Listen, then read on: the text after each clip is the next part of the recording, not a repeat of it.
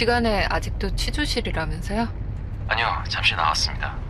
정준화가 할 말이 있는 것 같아서요. 404호 정준하요? 왜요? 글쎄요, 본인이 자꾸 오겠다고 하는데 아시다시피 취조실도 꽉 찼고 제가 가야 할 것 같아서 나왔습니다. 근데 무슨 일이시죠? 저도 드릴 말씀이 있어서 연락드렸어요.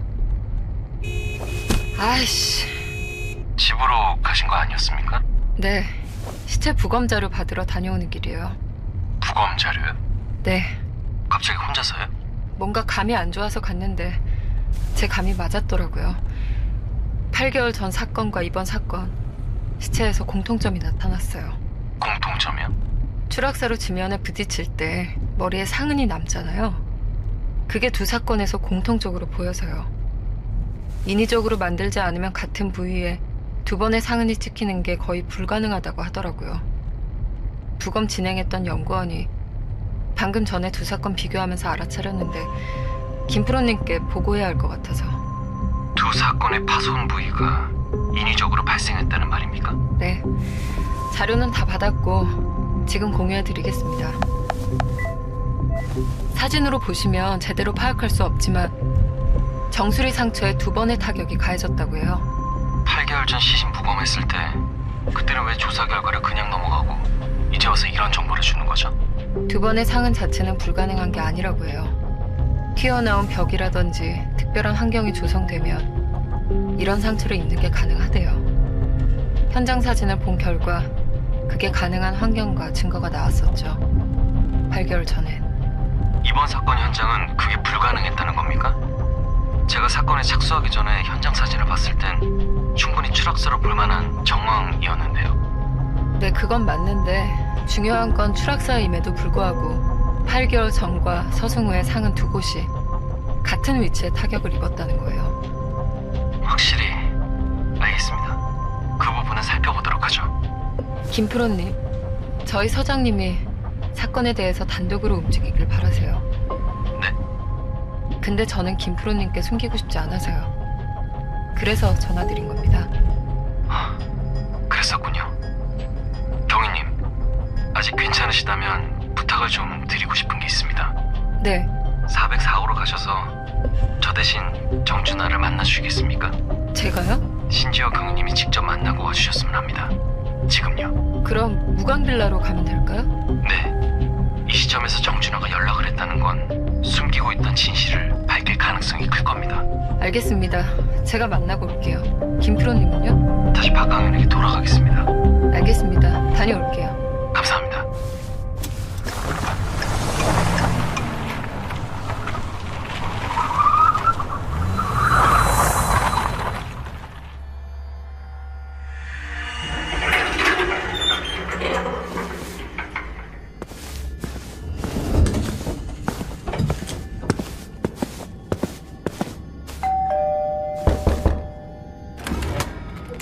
안녕하세요. 경위님이 오셨네요? 네, 안녕하세요. 전화하셨다면서요? 네. 저 늦은 시간에 죄송합니다. 잠시 들어와서 대화하죠. 네. 무슨 이야기를 하시려고? 네. 그게 잠시만요. 지금부터 진술은 모두 녹음할게요.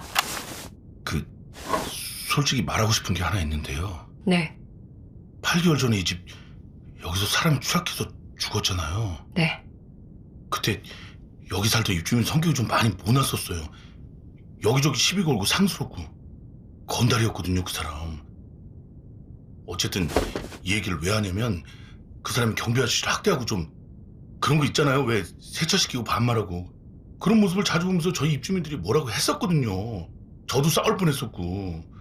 근데 위에 돈가스집 하는 청년 한 명 있죠? 그 말 더듬는. 박강현 씨요. 네. 그 친구가 말릴 때 좀 만만했는지 엄청 팼었어요.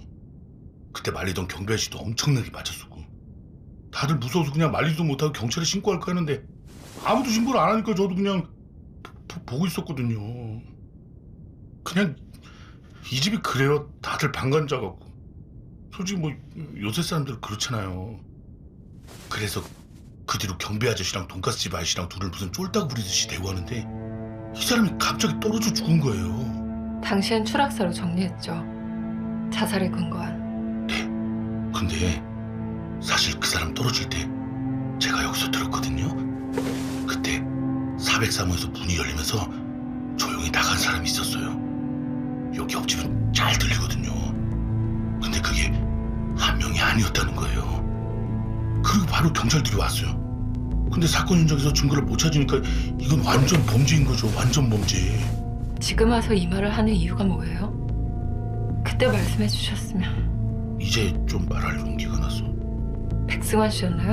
아니요, 504호요. 분명히 작게 아 이런 소리가 들렸었어요.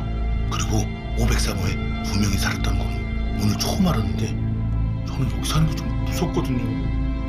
솔직히 아닌 척 막 우는 척하는데 왜 그렇잖아요. 경비랑 돈가스랑 둘이 사람을 죽였을 가능성이 큰데 웃으면서 인사하니까 너무 무서운 거예요. 그래서 그냥 정말 모른 척 태어난 척하느라 힘들었죠. 뭐 이것도 아닐 수도 있지만 심정은 이해하지만 범인이 있었다는 걸 진작 알았으면 자살 처리도 안 했을 거고 그 사이 범인은 체포됐겠죠. 이번 사건도 일어나지 않았을 수도 있고요. 403호 건달 죽고 나서부터 보란듯이 층간소음이 시작됐어요. 마치 자기가 자기 존재를 강하게 알리는 것처럼요. 이게 말씀하고 싶었던 이야기예요? 네, 경찰이 어느 정도 진실에 다가간 것 같아서 용기를 내봤습니다. 저희는 여기 사는 사람들 이사갈 돈도 없고 계약 기간은 남아있고 이곳에서 벗어날 방법이 없으니까 그냥 참고 있었던 거예요. 지금도 소음에서 벗어날 방법이 없고 다들 그냥 버티고 있는 거예요, 악으로.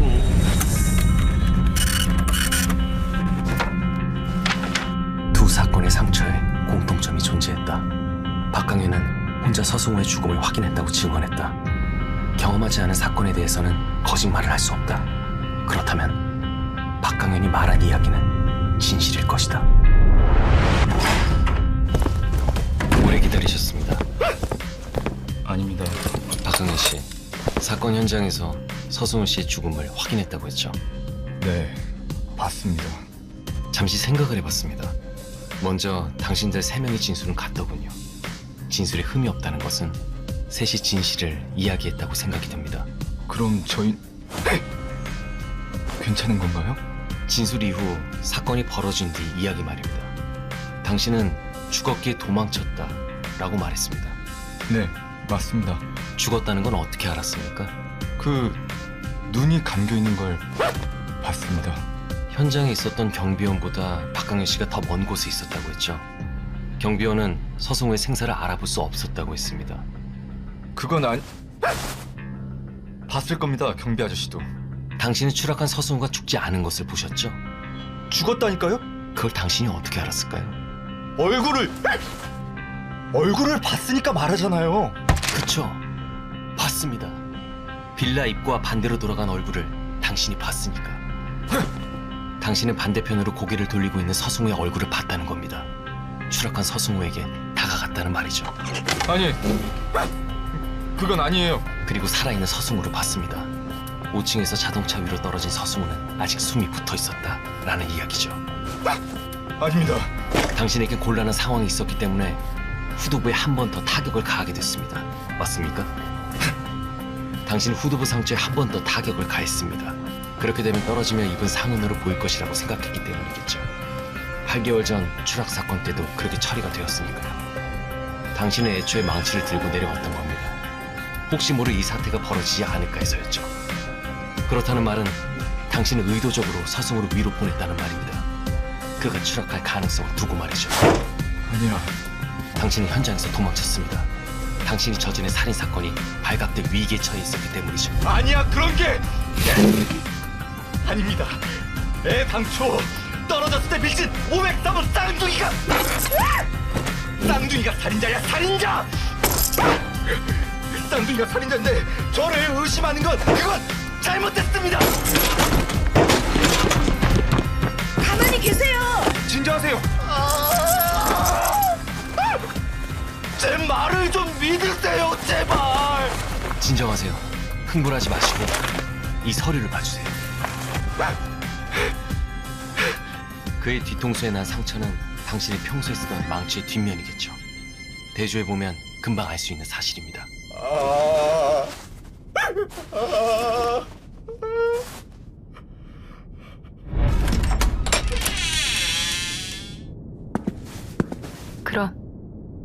늦은 시간에 죄송합니다.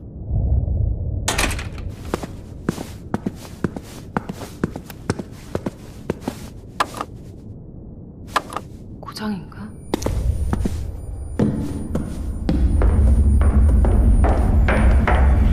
형사님, 네? 저 501호에 아, 김솔 씨. 네, 드릴 말씀이 있어서요. 잠깐 집에서 얘기 좀 가능하실까요? 이번 사건 자살 아니잖아요. 범인 백승환 씨예요? 네? 그 사람 쌍둥이잖아요. 알고 계셨었나 봐요. 그러니까 백승환 씨랑 잤거든요, 가끔. 서승우 씨랑도 그런 관계시지 않으셨어요? 남자 경찰분께 들었어요? 네. 2달 전쯤인가 옥상에서 담배 피다가 승환 씨랑 눈 맞아서 처음 잡고 계속 관계를 이어나갔거든요. 근데 어느 날 내가 알던 사람이 아닌 것 같은 느낌을 받았어요. 처음엔 쌍둥이인 줄은 몰랐으니까 무슨 일이 있었나 싶었죠. 근데 너무 다른 사람 같고 이중인격 같아서 그때부터 잠자리를 할 때 거부감이 들었어요. 그래서 이 얘기를 승우 씨한테 했었거든요.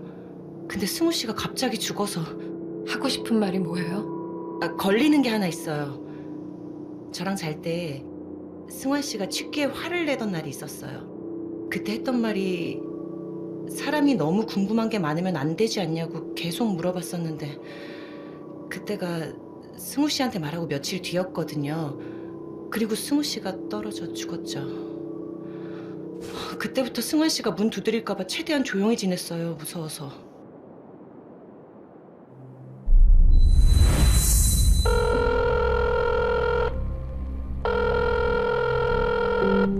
네, 경위님. 통화 가능하세요?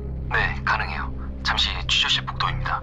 정준하 씨와 만났고 현장에서 김솔 씨도 만나서 새로운 증언 받아 녹음했습니다. 김소울이요? 네, 백승환이 쌍둥이인 걸 알고 있었어요. 정준하는 8개월 전 사건이 살인이라는 걸 알고 있었고요. 그 사람들의 지금 발언은 믿을 수 있을까요? 진실은 말하고 있는 것 같아요. 그냥 감이에요. 이 시점에서 진실을 말하는 사람들 얼굴은 죄지은 표정이거든요. 저 이제 들어갈까 하는데 또 부탁하실 거 있으세요? 신경 쓰이는 게 있긴 한데 오늘 할 필요는 없겠네요. 잠시 기다리시죠. 뭔데요? 녹음된 소음들 그 원인이 503호에서 들린 게 확실한지. 근데 이건 제가 점검해 보도록 하겠습니다. 네, 일단 정준하 씨부터 증언한 거 간단히 알려드릴게요. 네, 말씀해 주세요.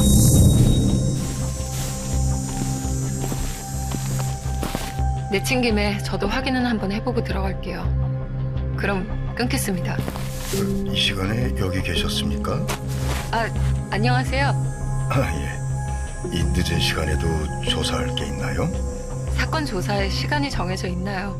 언제든지 현장에 있어야죠. 근데 오늘은 혼자 오셨습니까? 네, 그렇게 됐네요. 네, 그러시군요. 그럼 수고하십시오. 저기 8개월 전 사건 말이에요. 8개월 전 자살한 신진범 씨. 그분이 그렇게 폭력적이었다면서요. 예, 그 사람이 아마 건달이었을 겁니다. 당시 사건이 일어났을 때 저한테 폭행을 당한 적이 있다는 말씀은 안 하셨었는데 왜 말씀하시지 않으셨어요? 그게 말입니다. 역시 추리는 틀리지 않았다. 주민들이 왜 거짓말을 하고 있었는지 모든 게 풀렸다. 박강현의 살인도, 백승환과 서승호의 관계도. 박강현 씨. 네. 마지막으로 말하겠습니다. 모든 진술은 당신을 살인자로 지목하고 있습니다. 지금이라면 형량을 줄일 기회가 있습니다. 마지막 기회요. 공범이 누굽니까? 말해주세요. 마지막 질문입니다. 모든 증거와 증언이 나왔습니다. 8개월 전 당신이 범행을 저질렀던 그 순간 함께한 공범을 말하세요.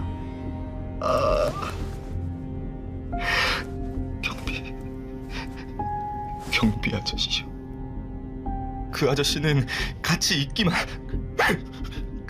했어요. 제가 다 저질렀습니다. 이번 사건도 저번 사건도 마지막에 제가 저질렀습니다. 제가. 공범이 아니에요. 8개월 전에도 제가 했습니다. 그 사람은 죽어마땅한 사람이었습니다. 사람이 그렇게 폭력적일 수가 없었어요. 신진범은 전과도 있었죠. 경험하지 못하면 모를 겁니다. 이 주먹질은 무서워도 참을 수 있었어요. 더 무서운 건 그 사람이 수시로 사람을 죽이겠다고 말하고 강간하고 싶다고 말하는 사람이어서 하루도 빠짐없이 공포에 질려 있었다는 겁니다. 그 사람이 어느 날 그런 얘기를 했어요. 집에서 돈가스 패는 소리가 한 번만 더 들리면 죽일 거라고. 강현 씨를 피죽이 되도록 패고는 그런 말을 했죠. 박강현 씨를 죽인다고 직접 협박을 했었나요? 강현 씨는 그 이후로 단 한 번도 빌라 내에서 소음을 낸 적이 없습니다. 대신 그 또래 증후군이 심해졌겠네요. 그 이후로 거의 매일 죽을 정도로 맞았습니다. 그 건달은 저한테 신경을 쓰지도 않았죠. 강현 씨는 더는 견디기 힘들었었는지 옥상에서 뛰어내리려고 했었죠. 저는 정말 필사적으로 강현 씨를 구했습니다. 그리고 옥상에서 서로 부여잡고 한참을 울었어요. 취해서 자는 403호의 머리를 내려치고 창밖으로 던졌어요. 제가 아저씨는 옆에서 지켜보기만 했어요. 그 사건을 주민들이 모를 거라고 생각했습니까? 생각을 안 했어요. 아니, 못했습니다. 그리고 들켰습니다. 백승환에게 말이죠. 그리고 당신은 그 후로 백승환이 쌍둥이인 것을 알게 됐습니다. 이번 사건, 당신은 백승환과 서승우가 마찰을 일으키도록 유도했습니다. 그것 또한 살인 계획의 일부였던 겁니까? 503호도 미친놈들. 미친놈들이니까. 403호가 비밀을 알면 좋을 거라고 생각했습니다. 그렇게 힘든 일이 많았었습니다. 그러셨군요. 내일도 서로 나오시죠? 예. 형사님이 내일 다시 오라고 말씀하셨습니다. 네. 그때도 이렇게 이야기해 주세요. 수사에 큰 도움이 될 겁니다. 예, 알겠습니다. 근데 오늘 일은 끝나셨습니까? 아니요. 잠시 한 곳만 더 둘려보려고요. 그럼.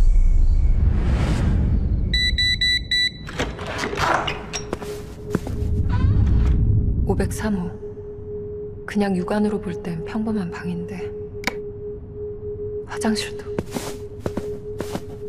방 안쪽도 별다른 부분이 없다. 대원들이 끌고 나갔을 때 당시의 모습 그대로일 텐데 소음의 원인은 집 안에 있는 게 아니었나? 방 안에 특별한 건 싱글 침대가 하나뿐이다. 한 명은 바닥에서 잔 건가? 아, 깜짝이야. 옷장에 벽걸이 침대. 이 소리는 녹음된 파일 속 소리와 동일하다. 서승우가 공포에 떨던 소리가 겨우 침대 빼는 소리였다니. 저기 형사님, 어머, 아직도 안 주무셨어요? 아까 드린 말씀 말입니다. 괜히 꺼낸 것 같은 생각이 좀 드는데 혹시 아니요, 용기 내서 잘 말씀해 주셨어요. 걱정하지 마세요. 말씀하신 대로면 그 사건도 박강현 씨가 범인일 가능성이 크거든요. 사람이 죽었을 때, 네?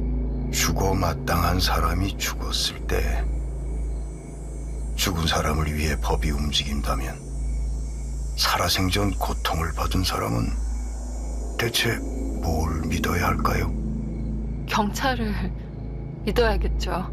믿었던 경찰이 이틀 만에 돌려보냈죠. 사람이 죽고 그제야 가벼운 벌을 주는 게 우리나라입니다. 무슨 말씀이신지 잘 알고 있습니다. 그래서 저희가 더 노력하고 있는 겁니다. 그런 한국 더는 없게 하려고요. 예. 하지만 아직 그대로죠. 죄송합니다. 이걸 들이마시면 금방 잠이 들 겁니다. 잠드십시오.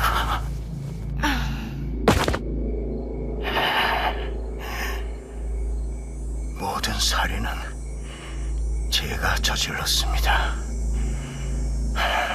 그저 그 청년의 삶이 너무 안쓰러웠거든요.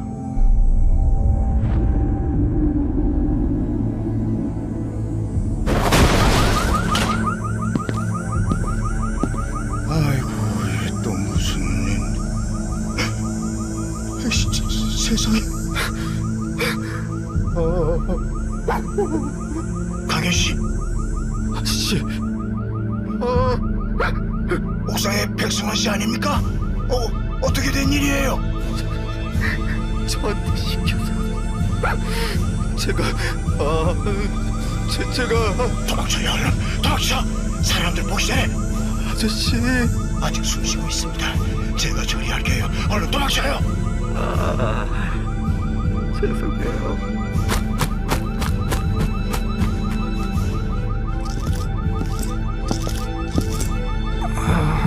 서성호 씨, 죄송합니다. 죄송합니다. 미안해요.